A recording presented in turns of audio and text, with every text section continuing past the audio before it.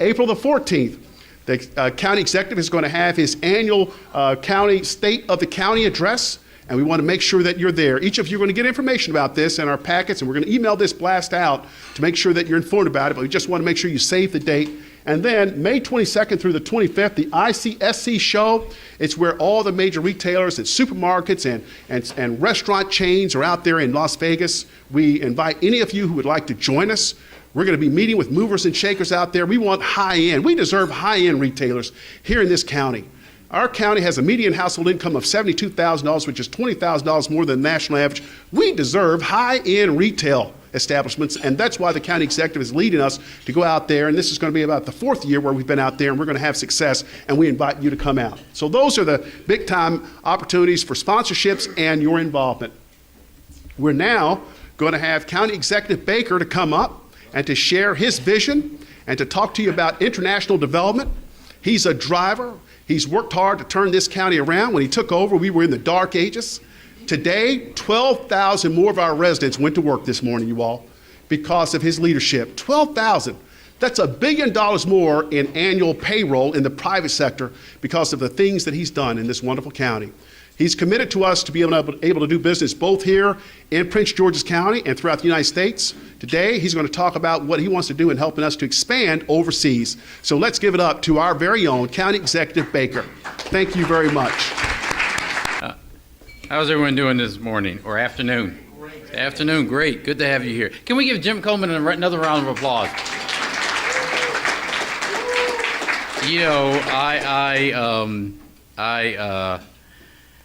know, I wanted somebody who was very shy and reserved, who really, would talk slow. I said, that's what we need, to have people talk about our economic development. And I said, what better person? Someone I've known for over 35 years.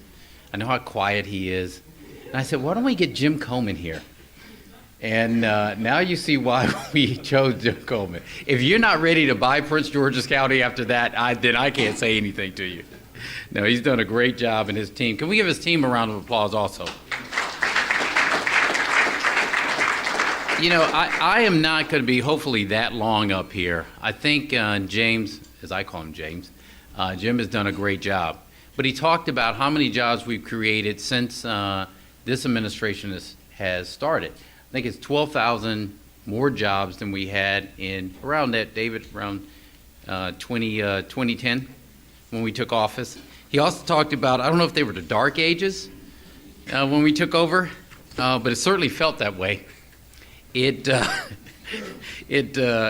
bears repeating and kind of set the stage for where we're going. And we've talked about this a lot, and I see some of the people who started in the administration with us, like David Iannucci, who is our assistant DCO for economic development and has done a fantastic job. So David actually did not know he was going to come work for the administration. When I took over, Prince George's County, it was a place where businesses did not want to come. Either perception or reality that you couldn't get a fair shake here in the county. And so we were thinking in the very early stages of the administration, we were trying to figure out how can we capture people's attention. We had an ongoing FBI investigation here in the county. Wall Street was knocking at our door, not because they wanted to give me some money, but they were afraid that this new guy had taken over who had not run anything larger than an 18-person nonprofit. And so they were afraid, and they were afraid of their investment. They wanted to see me. And so we were trying to think of a way of how do we get people's attention? What is it that folks around the region and around the state are doing to get businesses involved in that? And so David came down and he helped us. He was in Baltimore County at the time, and that was the area that had the hottest growth. Baltimore County was actually getting businesses to come there, and so we asked him to come down and sit with us, and he did. And we said, well, what are people doing? And he talked about this economic development incentive fund. And I said, well, okay, well, what's the incentive fund that Baltimore County has? And I think it was around $10 million. $10 million. I said, what about Montgomery County? He said $10 million. So the going rate was $10 million. So I said, well, if we did $10 million, we'd just be part of that group. We need to stand out. So I said, well, what would make people say, really I wanted them to say, damn. But I said, wow. They cleaned it up. I was like, I want to say, damn. I want to be there. So he said, I said, well, what about $20 million? They were talking. And he said, yeah, that's good. I said, yeah, that's not what I'm looking for. He said, well, it's crazy. He and Mike Errico and some others were in the room. He said, $50 million. I said, what about $50 million? He said, wow. I said, that's what I want. I want wow. I want people to stop and look at the county. I want an investment fund where they'll say, okay, either they're crazy or they're on to something. Either way, I've got to pay attention.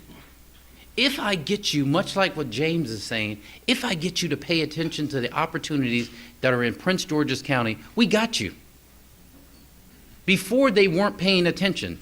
So we came up with the Economic Development Incentive Fund of $50 million in a recession when we had a $75 million deficit in the county. We were taking $50 million, we were putting it on the table. And we were saying, we're betting on us. Get in now. Get in now. And it got their attention. But that was just part of it. It couldn't be the sole factor. We had to deal with the elephants that were in the room. Public integrity.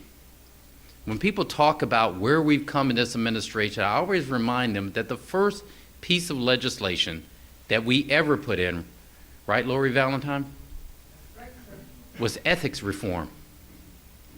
That for the first time in the history of Maryland, a jurisdiction, not the legislative body, was self-regulating. That we were saying we were going to set up the strongest ethics board ourselves, not imposed on us, because we wanted to make it clear you were going to get a fair deal in Prince George's County. It was going to be above board. So you wouldn't have that excuse not to come here and to do work. The other thing was people said permitting was too cumbersome. You had to go to too many places. And my staff, when I came in, said, well, they've been trying to do, change permitting since the Curry administration. And in fact, it's Wayne Curry is one of my mentors and great friends, was sitting there. He said, I don't know, Baker, that may be more than, you want to try. I said, well, if that's what the problem is, we need to fix it. And so what did we do? We're not afraid to steal great ideas. So we went to see Nick Majette over in D.C. and see what they were doing in their one-stop shop at Consumer and Regulatory Affairs. And while we're over there, we plucked him and brought him back here because we're not afraid to steal. But we saw what they were doing, and we said, we need to create an agency where you could do everything in one location, which meant that you had to get the permitting people from the various 5 agencies that were going on at the time. They said it would take you years. Now, it didn't happen as fast as I wanted it to happen. It took me a year and a half, and I kept complaining about it. But we did something that had not been done in 30 years in Prince George's County, and that is we created a new agency, permits, inspections, and enforcement, without increasing the budget. We streamlined.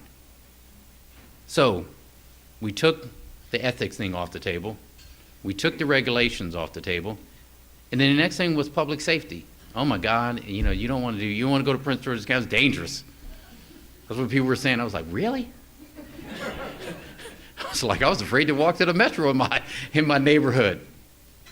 I said, it's dangerous. They said, no, it's dangerous. Crime is bad there.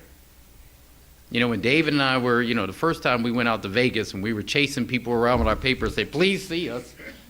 They're like, oh, it's dangerous. So what did we do? We got together with our partners, the State's Attorney Angela Alsobrook, our Sheriff Melvin High, our staff, and we looked at crime in Prince George's County. And we determined how we were going to, deal with that. Not how we were going to arrest people after crimes happened, but how we were going to stop it on the front end. And that's when we came up with our Transforming Neighbors initiative, which looked at the 6 areas in Prince George's County that were holding us back.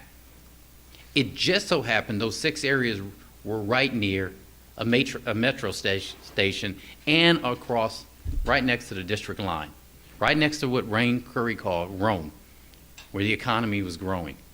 If we fix those problems around public safety in those areas, then the rest of the county could come up. So here we are, 5 years later. Violent crime in Prince George's County is down 40% in 5 years. 40%. One of the largest reductions in the United States of America. So yes, we tackled that issue and took that off the table. The other thing they talked about was education. And, so we said, well, okay, that's part of it, because businesses don't want to expand and invest in a place where they don't think it's going to be around in the next 10 years. So we've got to do something around education. And, at first we tried it the way everybody else did it, and that was, you go over there and you talk to the school system, you say, well, we got to fix the education system. And they were like, okay, we don't care what you have to say, just give us our money. What we decided to do was say the county executive, as the chief officer of the county, the second largest jurisdiction in the state of Maryland, should have some say as to how we fix our education system. We also did something that no other place, we're the only jurisdiction that has this. We went and got a bill passed in Annapolis, right, Lori? That gave us the opportunity to pick the superintendent, to pick the president of the school board, and to pick members on the school board, and gave us more authority. Of course, with more authority, it means more responsibility. But what we've seen since we've been able to, one, get one of the best superintendents in the nation. At the time that I selected Dr. Maxwell, he was up for Superintendent of the Year, not for the state of Maryland, but for the nation. He was one of 4. We brought him back home to Prince George's County.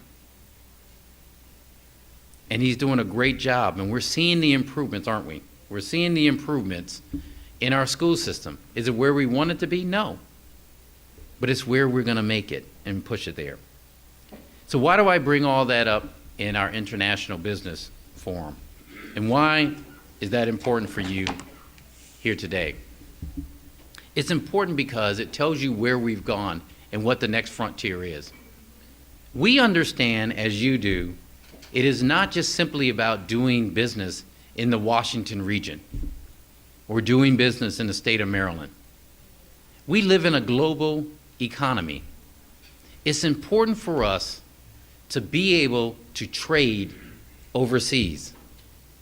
It's important for us as a county to help you go into markets that you may not have been in before. It's important for us to sell our products overseas. It's important for them to sell their products over here and have us grow.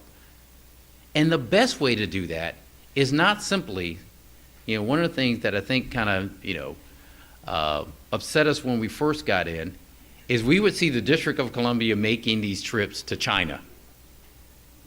They were going over to China and we were at home. We were going to Africa, but we weren't going to Africa and leaving and getting significant businesses back. So we wanted to change that around. And that's why we started putting together some of these missions overseas, so that we can see what was offered over there, but actually take you to those. And I think James did this, but who's gone overseas with us on one of our business trips to China? Can we give him a round of applause? That's the next frontier. It's not only good for you to interact with the folks overseas in China and other places, Brazil, India, that we've gone to, but what happens on those trips is a chance for us to engage, for us to talk about what's going on right here in Prince George's County. So it's good for us all around. We're in the future, we're going to go on, and I think we're planning this, one that I'm excited about, Christian, going on, and that's Cuba. Christian was part of our advanced group that went down to Cuba. South Africa, it's going to be a great trip for us to go on. South America. In addition to our trips to China, which I've pledged that we're going to go to China every year of this administration. It's that important for us to be part of that. But we need you to be part of this team that goes overseas. And I'm not, I'm never bashful about saying this. I want you to do well. I want your businesses to grow. I want you to hire more people, preferably more people who live in Prince George's County. Because the better you do, the more taxes they pay, the more I can put into our education system and in our health system and grow this county. But it is a partnership. This is it. This is, as I started out saying, when no one thought this was reality, we began by saying, not only is it a great day in Prince George's County, but we are the economic engine of the Washington region, and I dare say the state of Maryland. And when we said it 5 years ago, people looked and they were like, oh my God, look at him. I had hair, it was black. I actually looked good at one point in my life. They're like, he's cute. Look at the little guy. Oh.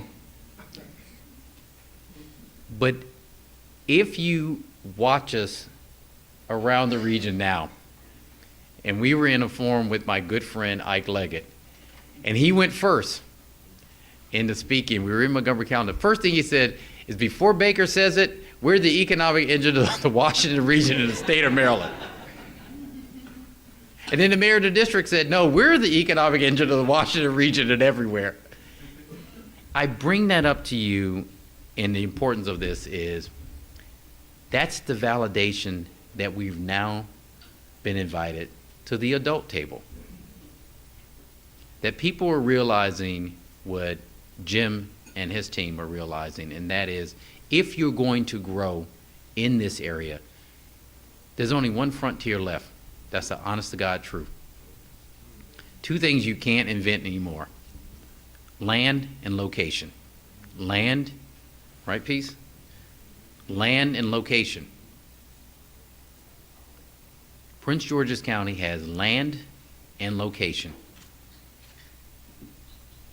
That's why we need your help to help us go overseas and bring back the businesses. Thank you.